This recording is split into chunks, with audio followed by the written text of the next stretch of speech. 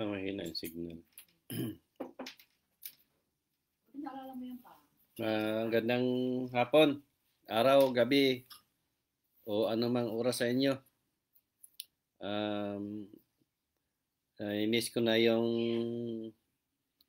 live.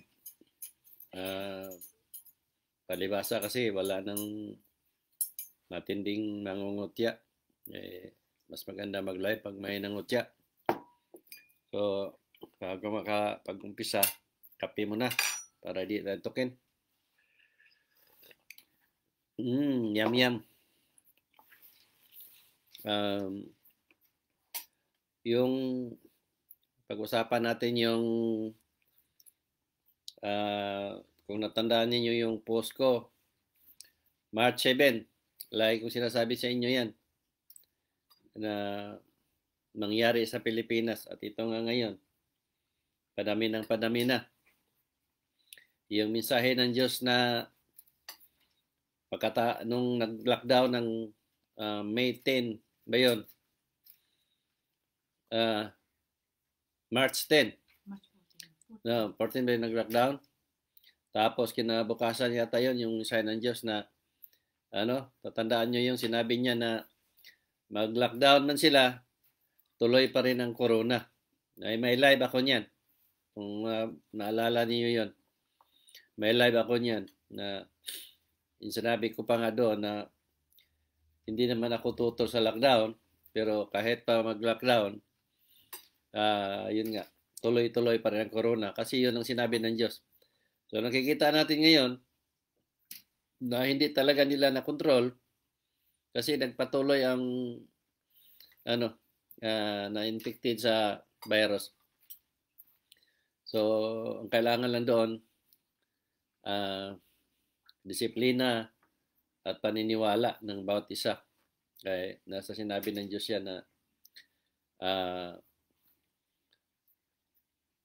Diyos lang ang makapagligtas.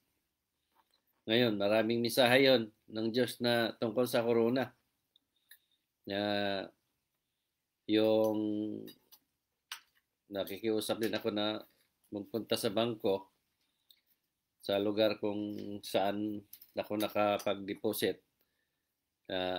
mag-withdraw sana panggastos, hindi ako pinayagan. Kanang minsan ang Diyos noon na ang sabi niya, pinapasa-pasa kanila. Pero hindi nila alam na isa sila sa carrier ng virus. Kaya kinabukasan, nagkagulo sila gawa nung 7 kaagad ang meron sa kanilang lugar na infected.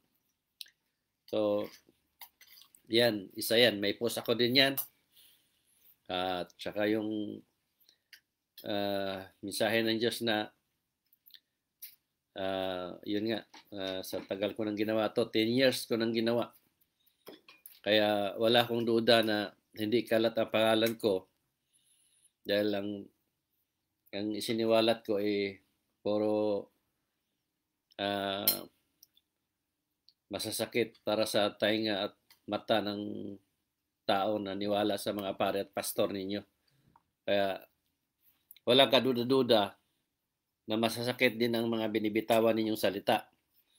At dahil nga ang ginamit kong salita ay lingwahe ko at sa kapwa Pilipino at Pilipino, kayo din ang unang mangutya.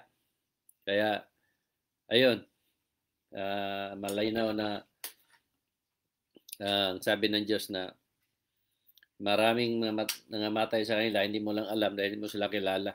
Dahil doon sinasabi ng Diyos na ang mga taong nagsasabi siya ng masakit, hindi ba nila inisip na ako ang sinabihan nila? So, yun. Kaya ako tumatanggap ako ng pangungutya. So, ngayon, lumabas na mensahe yung bago ng sabi niya tungkol sa mga OFW na apektuhan nung nangamatay na sabi nga niya na marami sila, maani na sila, kumbaga. Kaya wala akong duda na hindi sila isa sa mga nagsasabi ng masakit na imaani na sila. Tingnan mo yung mensahe ng Diyos din. Nasa post ko yon na sabi ng Diyos na pauwiin ang mga tao na sa ibang bansa kasi wala nang ipasweldo ang mga amo nila, mga employer nila. Kasi ang yayabang daw ng mga kapwa Pilipino ko. Yung sabi ko, proud ako naging Pilipino, pero hindi ako proud sa gawaing Pilipino. Malaki kong inutulit sa inyo yan. Dahil ang kapwa ko Pilipino, ang yayabang.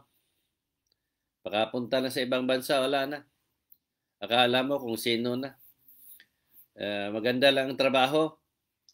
Nasa gobyerno o nasa magandang pwesto, ang yayabang na. Akala mo kung sino na ang hari sa mundo. Kaya tinatawag tayo na makasalanang bansa dahil lahat ng gagawian natin ay sobra matakaw sa pangyarihan, sakim sa kayamanan, hindi ba kontento sa mga bagay kung anong meron. Kaya punong-puno tayo ng kasinungalingan, puro tayo panglalamang sa kapwa. Tingnan yung pare ninyo, pastor ninyo, ang kakapal ng mga muka. Anong ginawa nila? Di ba? Kayo, miyembro, pinagluloko harap-harapan. Pero kayo, tuwang-tuwa pa. Di ba? Todo bigay pa kayo ng pera ninyo sa kanila. Mantalang pinagluloko na kayo. Hindi nyo naisip yung turo nila na puro kasinungalingan, puro lang pera ang pinag-usapan. Kaya, nagsasabi talaga ako ng salitang masakit, ng tulad ng inutil, bobo at tanga. So, ganun yun. Kaya, nasasaktan talaga kayo sa mga sinasabi ko. Pero, ako mismo, nandito, hindi ako nagtatago. Itong mga sinasabi ko, like ko sinasabi sa inyo, na pwede akong panagutin ito sa batas. Kasi may batas tayo sa lupa. Pero paano nga nila ako panagutin na ang sinasabi ko ay puro katotohanan? Nalinaw naman yun na puro katotohanan. Meron tayong batayan sa mga mabasa at na makita natin, mapanood natin sa mga balita na ang mga binibitawan kong salita ay gawain nga ng mga pare at pastor ninyo. Kaya nga turo nila, isa-isahin natin kung saan sila naging tama. At saan din na naging tama ang sinasabi ko na pangluloko. Kaya kong patunayan na ang turo nila ay puro kasinungalingan. Kaya hindi nila ako kayang harapin o sagupain. Kaya ito nanatili ako na ito nagpatuloy na magsiwalat sa katotohanan. Kung tutuusin, pwede nila akong paharapin no saan man gusto nila. Di naman si Kibuloy, nagsabi na sa korte daw magkita. May saan ng Kibuloy? Di ba? Nasabi pa, kilala ka namin, saan ka? Di ba? Nasaan na? Dito sa korte tayo. Di ba? Pa-condition ko sa buga sa judge na pag di lang kaya patunayan at kaya kong patunayan, ibalik ang lahat ng pera sa mga tao. Tingnan ko kung pipirma sila sa kondisyon namin. Ganun lang yun. Pero dahil nga totoo ako, puro sila kasinungalingan, puro panluloko, wala, tahimik sila. Kahit yung pare nyo, bilang bisik ko binanggit sa inyo, yung mga pare nyo, mga malaking katungkulan sa pare ninyo, si Tagling Bakla. O, di ba? Ilang beses ko binanggit yan. Pwede lang ako panagutin Pero pag nagharap-harap kami, pahanapan ko sila kung saan sila naging tama. Pero hindi nila nagawa. Ito, nanatili akong namuhay na normal. Yung sabi ng Diyos, na manatili kang mabuhay na normal. Ito, normal ako. Hindi ako kailangan na magpa-gwardiya, hindi ako kailangan na matakot. Naglakad ako sa kalsada, pumapasok sa trabaho, na walang inaalala. Ganun ako. Kaya hindi ako tulad ng iba dyan. Meron lang sinasiwalat, wala na. Takot na maglakad. Ako hindi. Kung mapatay nila, patay. Wala na magawa doon. Pero pag ayaw ng Diyos, talagang manatili akong magpatuloy sa ginagawa ko kasi yun ang sabi ng Diyos. Ipatuloy mo ang pagsiwalat ng katotohanan para sa kaligtasan ng nakakarami. Kaya ito, pahinga mo na, kape, para hindi antukin.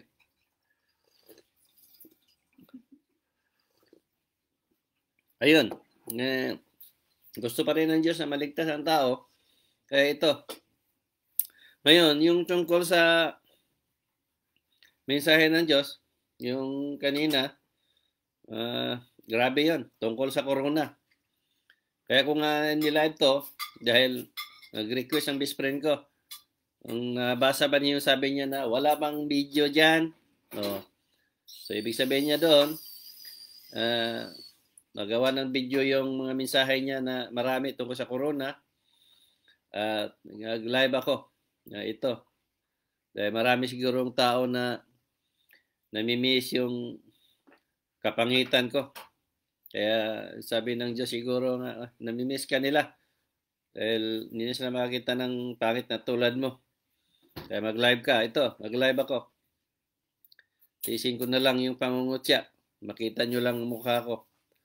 So, yun. Sabi nga sa mensahe na habang naglakad ako, nakatanaw ko sa malayo. Nakita ko yung umpukan ng mga tao na nagkagulo. Na mayroong kabaong pala doon na walang gusto magbuhat dahil may patay doon na namatay sa coronavirus. Sabi ng Diyos na lapitan mo at buhatin mo. Kaya yun, napunta ako. Tapos pinalagay ko sa ulo ko ang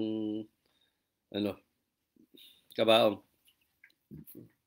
So yun, inikot ko sa buong lugar. Na pasayaw-sayaw pa ako. Dahil yun nga, sabi ng Diyos, isayaw mo. Kung baga, kung naintindihan nyo yung sayaw, pangutya yun. Na yung sinasabi ninyong kaya nyong kontrolin ang coronavirus, yung pinagtatawanan ninyo ako sa mga ipinarating ko, ito yung ganti sa inyong pangungutya. Kung natandaan ninyo yung laging narinig sa mga bata, na, yun. Kung nakaunawa kayo. Pangungutya yun na sayaw na may dala akong kabaong. Dahil ang kabaong nasa ulo ko, ibig sabihin corona. Kung manawaan ninyo yan. Yung kabaong nasa ulo ko, corona, yun yung nasa mentality ng tao ngayon. Na matatakot na ang tao. Kahit sinipong ka lang dahil naulanan ka o nainitan ka, ang isip ng tao sa bawat isa, may corona ka.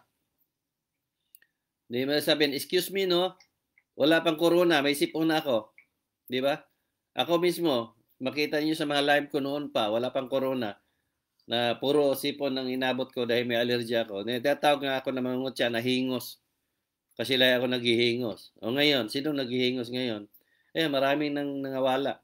Naglaho na. Kasi tawag niyo ako ng hingos. O ngayon, corona ang dumating.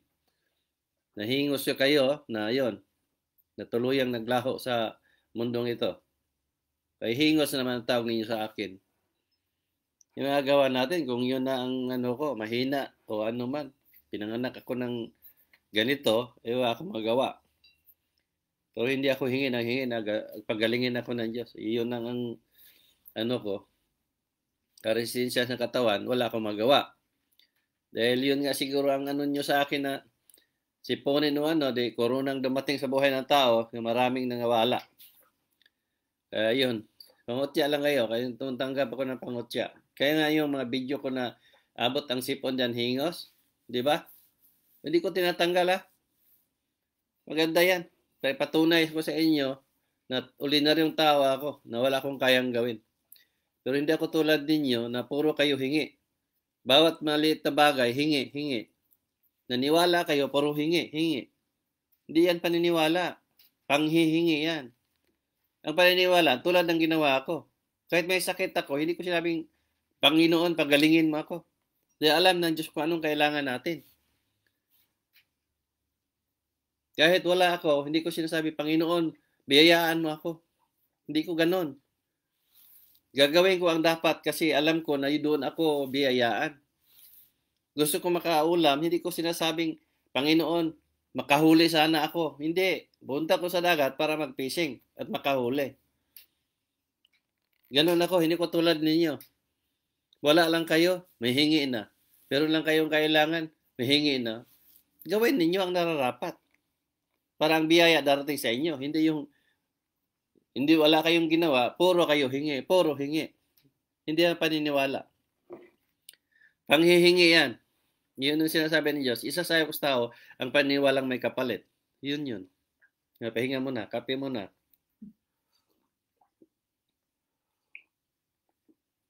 So, ganun. Kailangan ng paniniwala natin, hindi yung puro tayo, nga, hingi, hindi yan. Hindi ako marinig ng pamilya ko na abot ako ng hingi sa Panginoon. Kaya nga ako nagsikap, kaya ginawa ko ang nararapat para mabuhay ng marangal sa mundong ito. So, hindi ako tulad ninyo. Minsan nandyan na sa wall ko lahat, pero iwan ko. So, yun. Yun yung sinabi ng Diyos na tungkol nga doon sa koronang kabaong na inututo ko na sa panahon ngayon, ang mentality ng tao ngayon ay laging nasa isip natin na pag meron lang inubo, may corona na. Ay ang tao takot na sa pupunta sa ospital. Dahil pag may lagnat ka, sasabihin corona. So, ang nangyari, matuluyan ka na. Dahil wala. Hayaan ka na, pauwiin ka, ipag-quarantine ka, sa halip na i-treat nila, hindi na matreat pang sakit na lagnat dahil ang isip corona na. So yun yung mensahe na yun. Maraming yun, laman. Yung pag-uto-uto ko ng kabaong na may lamang patay, maraming laman yun. Mahabang paliwanag yun, mahabang yun. Na na ngayon sa panahon ngayon. May ubo ka lang, normal na ubo mo, pagtingin sa iyo ng tao, corona na. So, ganun. Yun yung ibig sabihin doon. So, ngayon, dahil umiikot sa buong lugar, yun. Pamalawakan yan na na mensahe na pangyayari na ang corona magtuloy-tuloy at yun yung ng tao at takot na rin ang tao ngayon sa corona dahil yun nga sinasabi ko, mag-iingat kayo dahil ang sakit na ito, killer to. Yan sabi ng Diyos. Ang sakit na yan, killer yan. Diyos lang ang kakampi ng tao ngayon. So malinaw yun. Kaya, double ingat kayo. Dahil hindi ibig sabihin na malakas ang katawan ninyo. May ibig sabihin na may pira kayo. Hindi ibig sabihin na kasarado ang bahay ninyo, iligtas na kayo. Dahil Diyos nagpaalala na sa tao. So yun, habang iniikot ko, nakarating ako sa simbahan. Yun, ibaba ko na yung kabaong. Nakita ko may mga kabaong na pala sa labas ng simbahan. Hindi na pinapapasok doon sa simbahan ni San Lubong ko ng babae na taga-simbahan. Huwag mong ipasok yan sa simbahan. So, ibig sabihin ng Diyos doon, maraming mga matay at hindi rin nila papasukin simbahan at natakot na rin sila. Sila mismo ang mamatay. Katunayan din, 60 mahigit ang namatay na pari sa Italy. Sa Pilipinas, meron na rin yan. So, kung magpatuloy yan, maubos talaga yan. Para maganda yun, para manahimik yung mga manluloko na yan. Dahil isa sila sa nakapapahamak sa mga tao na nagtuturo daw ng kaligtasan pero sa punot dulo, puro panluloko. Itong panahon sa COVID, lockdown, parang silang ng pera sa mga tao. Nag-iikot pa rin ng mga sobre, nagbibigay ng account sa mga website o ipahulog daw yung mga donasyon ng wag daw kalimutan sila, di ba? Kasi naghirap na raw, nagutom na raw. Di ba? Sa mga taong hindi nag-isip ng tama, mga bubutanga at inutil, maniwala. Hindi lang sila nakapagmisa na sa loob ng 1 buwan o 2 buwan, naghihirap na. Samantalang mula pa noon, nag-umpisa ang relihiyon nila, puro na pangulimbat ng pera sa mga tao. Sila ang may-ari ng mga malaking kumpanya. Sila ang mga stockholder ng malaking kumpanya. Sila ang may-ari ng mga bangko dyan. Tapos sasabihin sa inyo, naghirap na sila. Sa pare, paharap niyo sa akin yung pare. Diba, ipakita ko sa inyo kung ano sabihin ko sa kanila. Kakapal ang mukha nila. Wala na silang awa sa mga tao. Pero yung tao wala nga nang kinakain eh. Dami na nga nagwawala dyan, kaya wala, nagugutom na. Tapos yun ang gagawin ng pare ninyo. Ikaw pare, dito sa harap ko. Di ba ipakita ko sa inyo kung paano kayo nang loko sa mga tao. Hindi kayo nahiya, hindi kayo naawa. Wala nang kinakain ng mga tao dahil walang trabaho, walang sweldo, walang pera. Trabaho ngayon, umaga, kainin sa tanghali, kainin sa hapon. Trabaho bukas, kakainin sa sunod na araw. Tapos ngayon, nga pa kayo na ng obligasyon ninyo sa Diyos, ika nga, o sa simbahan ninyo, huwag kalimutan. Tama ba kayo doon? Iyon ba yung sinasabing inutusan kayo ng Diyos? Hindi ba yan pangdarambong, panglalamang sa kapwa? Tingnan nyo, sa tagal ko nang ginawa to, walang paring umasta sa akin, sumita. Walang paring humarap. Dahil ipakita ko sa kanila kung gaano sila kasama. Kaya ang gagawin lang nila, ipapatay nila ako. Noon ko pa sinasabi to. Marami mang banta sa buhay ko, marami mensahe ang Diyos. Hindi ko lahat ang pinupost. Nung mga nakarang araw, linggo, nung babarilin na nila ako, yung pinutusan nilang papatay ako. Mensahe ng Diyos yun, na may nagtangka naman sa akin patayin ako. Pero hindi ako natakot. Ito, bukas ang pintuan. Tingnan ko kung anong gawin ng Diyos sa buhay ko. Lungkot lang isipin. Kayo naman din mga membro, meron kayong tamang pag-iisip. Binigyan kayo ng Diyos na tamang pag-iisip, pangunawa. Bakit hindi nyo gamitin sa tama? Meron kayong karapatan. Kayo ang may karapatan sa sarili ninyo. Gamitin ninyo sa tama. Pag narinig lang ninyo na sinasabi ko na para yung maluloko, rapist o ano man, nagagalit na kayo sa akin. Samantalang nakikita naman ninyo, nagawain nila yon. Di ba? Nagsasabi na kayo ng masakit. Nasaktan na kayo sa sinasabi ko. Paano kayo nasaktan? Totoo naman gawain nila. Di ba? Kasi hindi kayo nag-isip ng tama. Mahirap na tanggapin ang katotohanan.